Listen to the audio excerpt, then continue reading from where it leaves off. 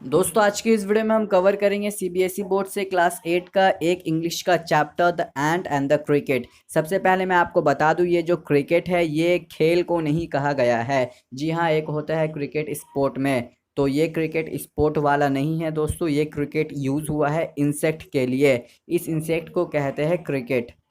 और मैं आपको बताता चलूँ कि मैं सीबीएसई क्लास 8 के इंग्लिश के पूरे सिलेबस को कंप्लीट कर रहा हूँ। जी हाँ, पूरे। तो अगर आपको आगे सभी चैप्टर के अपडेट्स चाहिए तो आप हमारे चैनल को सब्सक्राइब कर दे।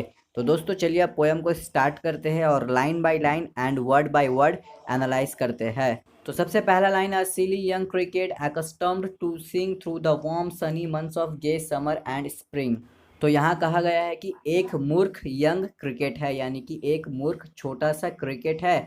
accustomed टू सिंग, और ये अभी गाना गा रहा है। थ्रू द वार्म मतलब कि अभी समर सीजन चल रहा है। वार्म मतलब दोस्तों अभी का जो एटमॉस्फेयर है, यानी कि अभी का जो वातावरण है वो बहुत ही गर्म है। Sunny months of gay summer and spring, और अभी किसका महीना चल रहा है? समर का और स्प्रिंग का। began to complain when he found that at home his cupboard was empty and winter was come।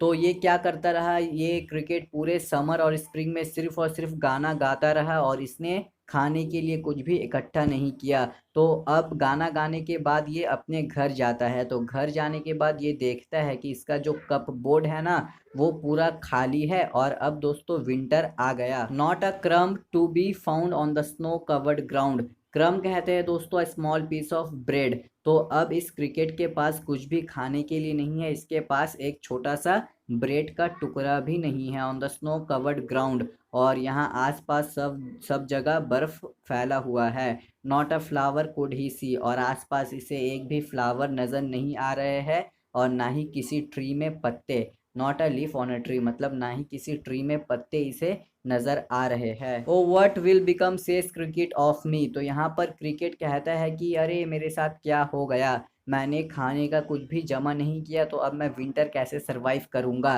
Eight last by starvation and famine made bold. तो दोस्तों स्टारवेशन मतलब होता है भूखमरी, और फैमाइन मतलब होता है अकाल। तो यहाँ पर क्रिकेट कहता है कि अभी वो भूखमरी से मर रहा है और उसके पास अकाल आ गया है, मतलब उसके पास कुछ भी खाने का नहीं है। मेड बोल्ड, और इन सब चीज़ों से क्या हुआ, वो अपने आप को दिलासा देता है। बोल्ड मतलब दोस्तों दिलासा देना। ऑल ड्रिपिंग विथ वेट, ये पानी में भीगते हुए। And all trembling with cold, और ये ठंड में कांपते हुए। Away he set off to a miserly ant, तो ये पानी में भीगते हुए और ठंड में कांपते हुए ये क्रिकेट जाता है एक एंट के पास। और ये जो एंट है ना ये कंजूस है। मिजरली मतलब दोस्तों कंजूस। To see if to keep him alive he would grant him shelter from rain. तो ये क्रिकेट कहता है कि ये एंट के पास इसलिए जा रहा है ताकि एंट इसका हाल देखे, और इसका इस बुरे हाल को देखकर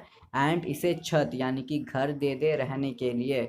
and a mouthful of grain, फिर से मैं कह दूं कि ये क्रिकेट एंट के पास इसलिए जा रहा है ताकि एंट उसे रहने के लिए छत यानी कि शेल्टर दे दे, और माउथफुल ऑफ ग्रेन यानी कि एक मुट्ठी अनाज दे दे। He wished only to borrow he would repay it tomorrow. तो यहाँ पर क्रिकेट कहता है कि ये जो सामान ये एंड से लेगा ना ये कर्ज ले रहा है, जी हाँ क्रेडिट में, और ये कल यानी कि अगले दिन ये इसे अनाज इसका जो है वो वापस कर देगा। If not he must die of starvation and sorrow. तो अगर एंट इसे अनाज नहीं देगा ना तब ये क्रिकेट भूख से मर जाएगा और दुख से भी मर जाएगा। स्टारवेशन मतलब भूख और सोरो मतलब दुख। Says the ant to the cricket, तो अब यहाँ पर जो चूटी है ना वो क्रिकेट से कहता है कि I am your servant and friend, मैं तुम्हारा नौकर हूँ और मैं तुम्हारा दोस्त हूँ। But we ants never borrow we ants never lend. तो यहाँ पर एंड कहता है कि हम जो एंड्स होते हैं यानी कि हम जो चूटिया होते हैं ना, हम ना ही किसी को कुछ देते हैं और ना ही किसी से कुछ लेते हैं। बोरो मतलब दोस्तों किसी से कुछ लेना, और लेंड मतलब किसी को कुछ देना। अब एंड कहता है कि but tell me dear cricket did you lay nothing by when the weather was warm quoth the cricket not. तो यहाँ पर एंड पूछता है कि जब समर सीजन था यानी कि जब गर्मी का मौसम था तब क्या तुम कुछ इकट्ठा नहीं कर रहे थे खाने के लिए। तो यहाँ क्रिकेट कहता है नहीं। कैसे करेगा दोस्तों, क्रिकेट तो सिर्फ और सिर्फ गाना गाने में लगा हुआ था। My heart was so light, तो यहाँ पर क्रिकेट कहता है कि मेरा जो दिल है ना वो बहुत ही हल्का है। That I सैंग day and night, और मैं पूरे दिन और रात गाता रहा गर्मियों के सीज़न में। फॉर ऑल नेचर लुक्ड गे, मैं इसलिए गाता रहा क्योंकि जो नेचर है ना मुझे उस समय बहुत ही बढ़िया लग रहा था। यू सैंग सर यू से, तो यहाँ पर एंड कहता है कि तुमने गाना गाया था। Go then says the ant dance the winter away, तो यहाँ पर चूटी कहता है क्रिकेट से कि तुमने तो पूरा समर गाना गाया था, तो जाओ अब विंटर आ गया, जाओ विंटर में भी नाचो और गाओ और ऐसे पूरे विंटर को गुजार दो। Thus ending he hastily lifted the wicket and out of the door turned the poor little cricket, तो अब लास्ट में एंड क्या करता है, ये इस क्रिकेट को अपने घर से निकाल देता है। जी हाँ, out of the door turn the poor little cricket, मतलब वो अपने दरवाजे से निकाल देता है।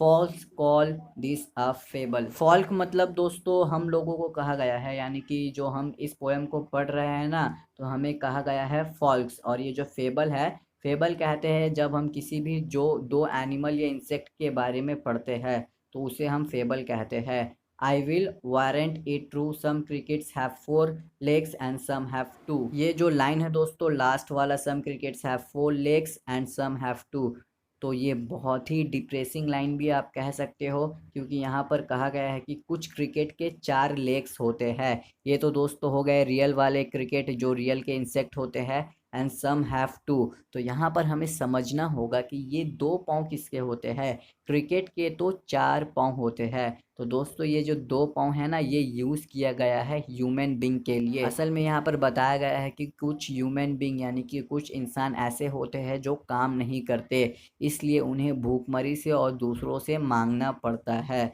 जी हाँ, यही डीप मैसेज था इस पोएम में। तो दोस्तों मुझे उम्मीद है कि ये पोएम आपको लाइन बाय लाइन अच्छे से समझ में आ गया होगा।